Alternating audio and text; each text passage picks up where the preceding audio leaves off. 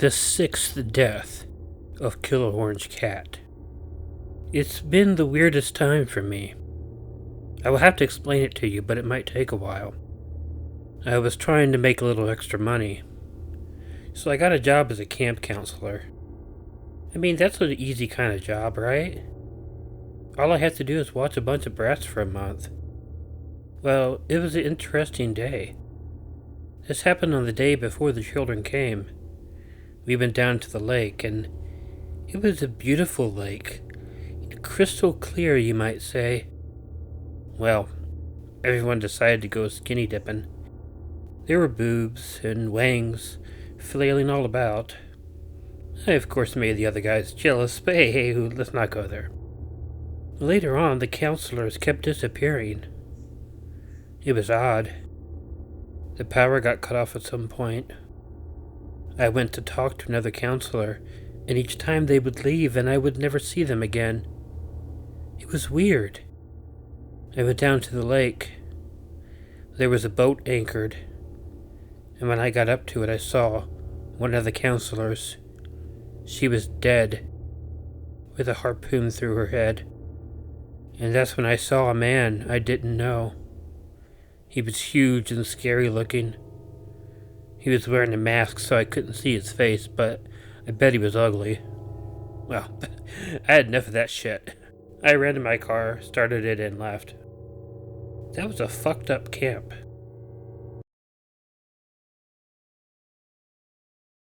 Death, the final country from which no man returns.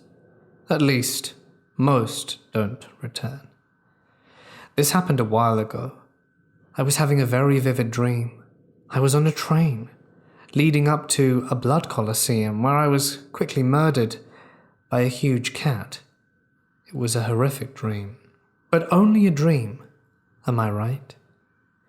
I wouldn't be saying this with some element of confusion had it not been for the unique circumstances to how this story began. I wasn't always this unsure. You see, the first memory I have, real memory, that doesn't appear dreamlike, is waking up in a vat. You might have seen sci-fi movies where people are suspended in liquid, and that is exactly how I was. I remember hearing a crack as the glass started to shatter, and water suddenly flushed. My suspended body was forced to the ground, glass all around me. It took a while for my eyes to come to, and that's when I saw the man in the coat. I didn't know who he was, and when I looked around me there were other bodies filling up the vats. He gave me a questioning look and stalked into a little box in his chest and just stared me down. I didn't know where I was. Everything had been a blur and my mind was blank. I stood there like a fish out of water as he came over with 2 armed guards and led me away.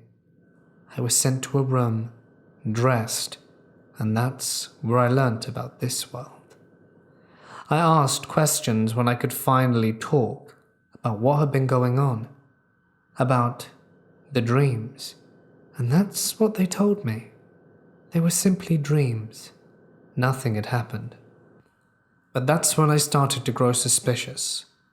The lessons they were giving me, the classes we were taught, the things I was supposed to memorize and know. Everyone was wearing a strange badge, an emblem, a ginger cat. Could it have been all in my mind and fabricated? Or was there something more sinister going on? I had to know.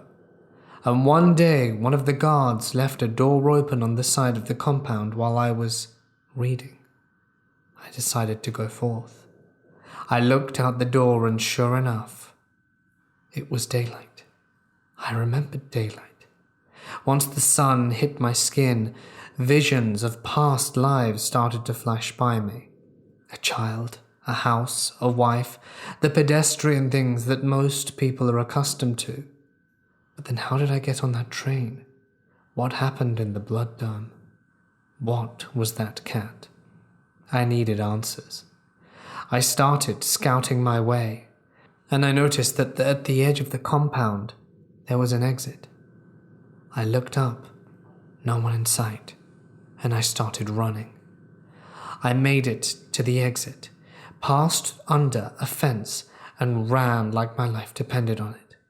But I had no resistance, heard no one chasing after me, and that's when I thought I was free. But just as quickly as I made my escape, did I hear a piercing sound from behind me. Then everything went black, and an unknown amount of time later did I wake up again in a vat. I could feel the liquid in my pores, and I instinctively pulled my hand up to my head, and I could feel a strange scarring. What was going on at this place? How did they keep bringing us back? When I was finally released from my vat prison, I confessed all to the man in the coat. He gave me a very troubled look, sat me down and said, "There is something you must know, my son. We are here to serve the cat, and that is all. You will serve, and you will repeat. There can be no failures." At that point, he knocked me off my chair, and 2 guards dragged me out of the room. I was being taken in a little car, my hands and legs tied, up to an all too familiar sight, a train waiting at a platform. I was pushed on, bound, and by the time it reached the top of a snowy peak, was I escorted off into a dome, a temple almost, adorned with cat-like furnishings, and I was thrown into the pit. Was it all a dream? Having my throat ripped open and torn to shreds? Having my chest become nothing more than a plaything before it was consumed gluttonally by this creature? All I know is that I'm conscious in this vat. Will I ever escape? Who knows?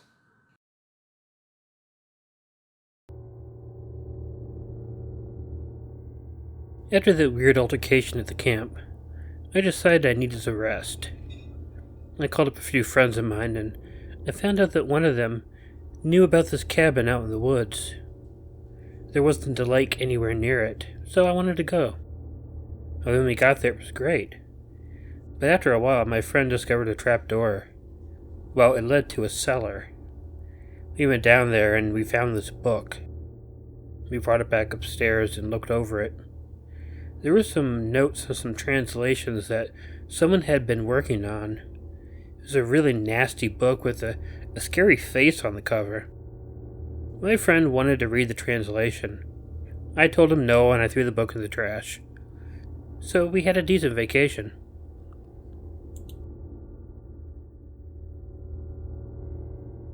With Halloween coming up, I've been watching a lot of scary movies to get in the mood. Well, scary for me anyway. I'm not too brave when it comes to horror, so I tend to stick with things I've seen before, like Nightmare on Elm Street or Final Destination. Last night I binged all 4 Scream movies. So you would think that when I had to go down into the basement to fix my water heater, that it would have been knife-wielding maniacs or demonic dream monsters that would have been swirling through my mind, making me wish to get back upstairs. But no. As I stood at the door to the basement, wet grass tickling my slippered feet as I'd forgotten to put on shoes, it wasn't the monsters and murderers that I was afraid of. You see, where I live, there are a lot of bugs. I mean a lot of bugs. I used to live in a much colder climate, and the occasional bug might wander into one's house, but here, sometimes it felt like it was the bugs that actually owned the place, and we were renting from them. As the weather's gotten colder, I've seen so many spiders making webs. I even walked into one under a tree when going out with my dog and had to shower when I got back because, well, ew.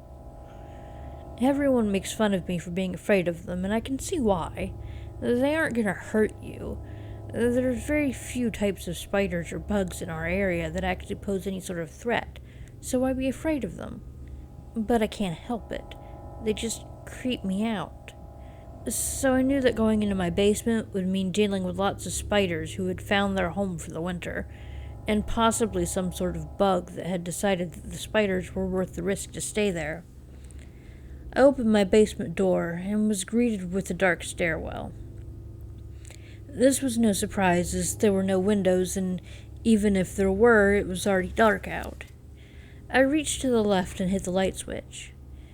At first, I thought nothing had happened, but peering down into the stairwell, I realized that the tiniest bit of light was coming from the furthest end of the basement. This was going to be fun. I made my way down the stairs, thankfully without too many spiderwebs getting in the way. In fact, it didn't seem that there were too many spiders in that space at all. They all seemed to prefer the actual basement, away from the door. Still, I was lucky. There were spiders here, big ones, and many of them, but their webs seemed to be spaced out enough that I could make my way through without coming face to face with one of them, or having to knock down a web, at least at first. As I got closer to the water heater, the webs began to get thicker, and I even had to tear one down to get all the way there. Thankfully, there did not seem to be a spider in that one at the moment. I just had icky spider web all over me, but I was at the water heater now.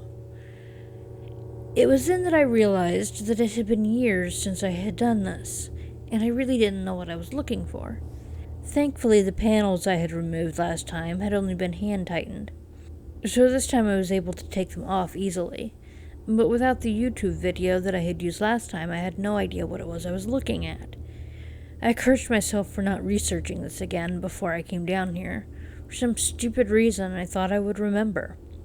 Well, I could see nothing on the water heater that I could do, so I figured I'd check out the circuit breaker and see if it had gone off.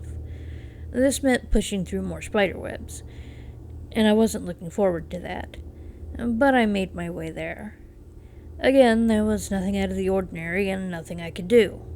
This was a complete waste of time, and all I wanted was a hot shower to get these spiderwebs off me, and there was no way I could get that. At least my eyes had adjusted to the very dim light, so I figured it would be a bit easier avoiding webs and spiders on the way out. Besides, I had already broken most of the webs that would be in my way. That's when I noticed something on the wall next to the circuit box. It was a cricket. But not one of those tiny black ones. It was one of those weird spotted ones. This one quite large, or so I thought until I saw the one next to it. A shiver went down my spine as I backed away from the wall. I hated those mutant crickets. They were horrifying. More so to me than any monster from a movie. I knew they were harmless, but they were just so gross. Well, I had had enough of this. I was going back upstairs. I would just scrub this off with a cold sponge bath and put on some warm PJs and try to forget it all. I'd ask my brother to check it out later. Maybe he could fix it. I began to make my way back to the stairs. I noticed that there were a few more crickets along the walls. There were mostly spiders and webs with things in them I didn't want to think about, and I began to wish my eyes hadn't adjusted to the light after all. Then I reached the stairs. I was ready to just run up them and be done with this whole thing, but as I looked towards the door through the dimly lit stairwell, something moved. What's worse, something jumped. I saw then what I had failed to see on my way down. The unfinished walls were filled with mutant crickets. Why none of them had jumped on the way down, I don't know, but they all seemed to be waking up now. The first one jumping seemed to spark life into the others as another jumped, and then another. They jumped from one wall to the other, crisscrossing the stairwell, and each one that jumped seemed to set 3 new ones jumping, until the entire stairwell was jumping with crickets. It was some sort of cricket gauntlet I had to run through. I stared at it in horror. There was no other way out of the basement. I wondered if they would settle down if I just waited, but it just seemed to get worse. I began to shake, and I knew that I just had to get out of there. I made up my mind to run for it. I pulled the hood of my hoodie up over my head and pulled it tight. I tucked my hands into my pockets. Somehow, the idea of them touching my skin was worse than them touching the hoodie, so I just went for it. I could feel crickets bouncing off me. It was horrid. I kept my mouth squeezed shut and my eyes barely squinting open. One of them bounced off my glasses, and I thought I might cry or scream or something, but I just bounded up the stairs. I was almost to the top when I felt something odd in my slipper. They were like flip-flops, the heels bouncing under my feet, and I felt a wetness, and I knew that a cricket had landed under my heel, but on top of my slipper. I had crushed it with my bare foot. I had cricket guts stuck to my shoe and my foot. I was nearly out. I reached the top of the stairs, but the door opened inward. As I pulled my hand from my pocket and reached for the handle, my foot missed the top step. I slipped, and I lost my balance. I felt myself go backward as I grasped at the door handle, but it slid through my fingers. I was pelted by crickets as they seemed to fall in slow motion. No longer able to control my screams, I opened my mouth to release one, only to live out my worst fear as a cricket jumped right into my mouth. I screamed around the cricket as my back hit the concrete stairs. I bounced down the stairs, shattering things I couldn't even name. My eyes stared open as the crickets jumped gleefully from wall to wall. I could feel the one in my mouth trying to escape, but I couldn't move. I could just think as the life left me. I told them I wasn't crazy to be afraid of the crickets.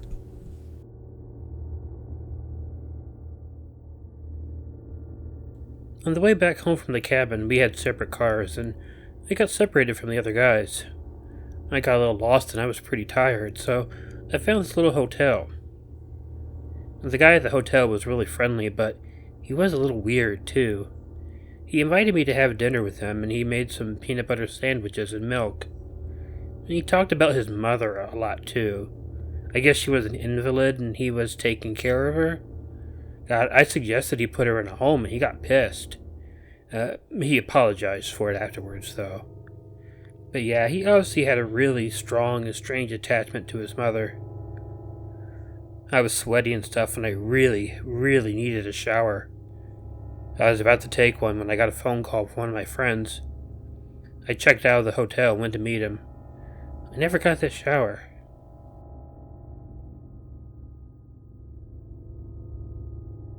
I awoke one morning with my chubby cat on my pillow, his orange tabby fur sleek and shiny. He always positioned himself on my pillow just so, to awaken me at the proper time for breakfast. I've always talked directly to him, his golden eyes surveying me attentively. The more I talked to him, the more it seemed he understood. I'd only just had him for a few days now. He'd followed me home as I kicked my way through the autumn's golden leaves that danced around me, swirling with my every step. Suddenly, this beautiful cat emerged from under a large pile of leaves. He automatically answered a cheerful hello with a throaty caterwaul that could be heard for miles. His golden eyes locked on mine, and he purred deep in his orange and white throat. We, I knew, would have a beautiful human-cat relationship like no other. We were that close. He loved to sleep on my bed and snuggling on cold nights. He was also there and learned to open the lock on the door to my bedroom. He was ambidextrous and almost human in so many ways. The big orange cat was very intelligent. He definitely had catitude. I swear it seemed as if he were psychocatalyzing me, the way he looked at me, as if he were studying me, as if he were trying to get me to do something for him, like read murder mysteries, suspense thrillers, or say, the newspaper obituaries. Or to have me read the details of my life insurance or my last will and testament out loud. Not once, but many times, especially after I changed my mind about whom would be the heir to my estate, leaving it to him instead of my husband and son. He acted like he just couldn't seem to get enough of that. He seemed to love narration, the sound of my voice reading to him.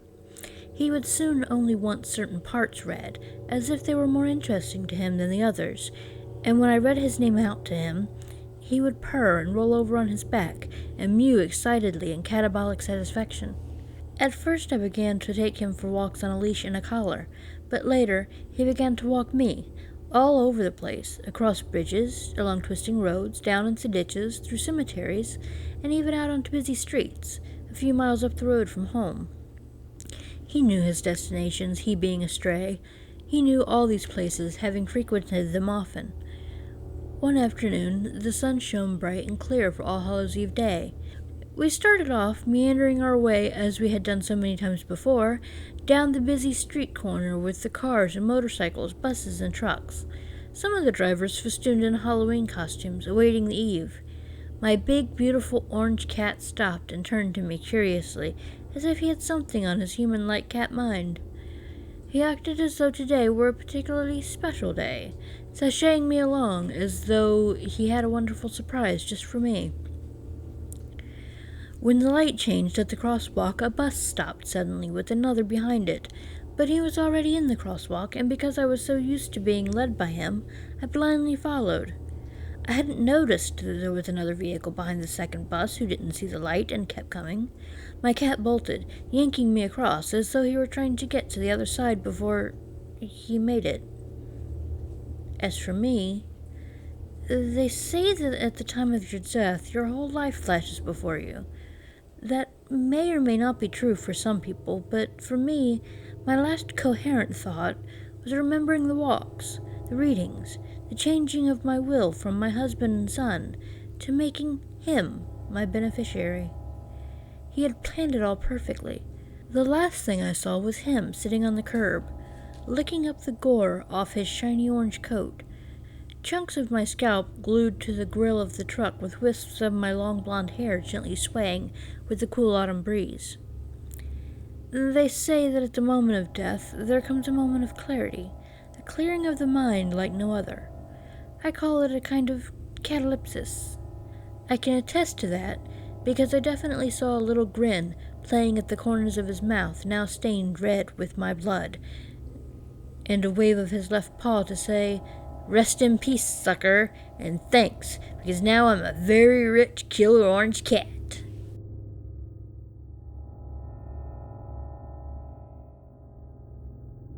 So Halloween was almost over. I was tired and I really needed to sleep. When I got home, I fell asleep without even really knowing it. It was weird. And my dream was weird too. This burned up guy kept following me, and he really needed to trim his fingernails. He kept laughing a lot too. It's like, real weirdo. Well, fortunately for me, I'm a light sleeper, so I was able to pull myself up from the dream. I mean, why dream something like that if you don't have to?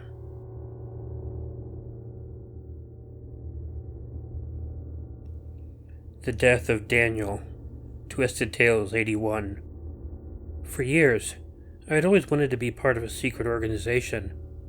All those tales of powerful people behind the scenes, little did I know, it would lead to my undoing. I was approached shortly after publishing an article about the perils of modern society and how it was doomed to fail. I thought it was a joke at first, even when they picked me up for initiation in a blacked-out town car. They drove me to an unknown location and led me into a back room. It was beautifully adorned in gold trim, with pure white walls and expensive artwork. And they told me to dress in the white robes provided, which I thought was odd, as they were all wearing robes of pure black, hoods covering their face in deep shadow. After what felt like hours, the two black-cloaked figures returned, bringing with them a third cloaked figure, dressed in deep red robes, with the silver symbol of a pentagram surrounded by a circle. I rose to meet what looked like a kindly old man, wearing a warm and friendly smile. "And don't worry about the theatrics, my child. They are but a vestige of a bygone age," he exclaimed. He reached out his arm, almost gliding across the floor, towards me. He simultaneously shook my hand and embraced me as a loving father. "Are you ready to begin?" he asked. Confidently, I said yes, and followed him to the large doors leading to the outer main hall. "You must wait here for a moment longer, as you must make your way alone, as we all must. These two gents will open the door once we are ready for you." And with that he was gone. The robed gents or guards left too, to stand at the other side of the doors. barring any entry or exit. As I waited, I could hear chanting and singing, muffled through the heavy doors, like the rising and falling of the waves on a blustery coast, until all was silenced by the ringing of a deep bell.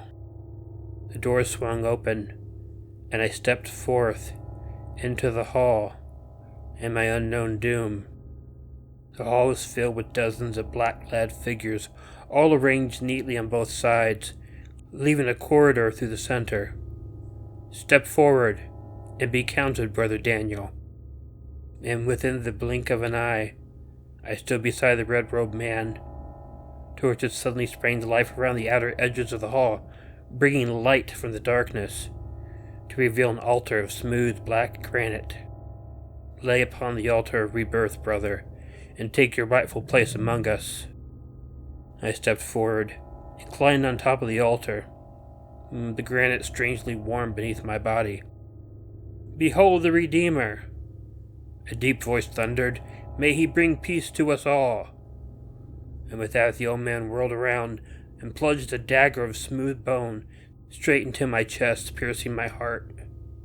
My eyes just had time to dilate in shock at the sharp, crushing pain in my chest, gasping for a breath that would not come. I heard the demented laughter of someone not of this world, before all around me cased in a void of eternal darkness.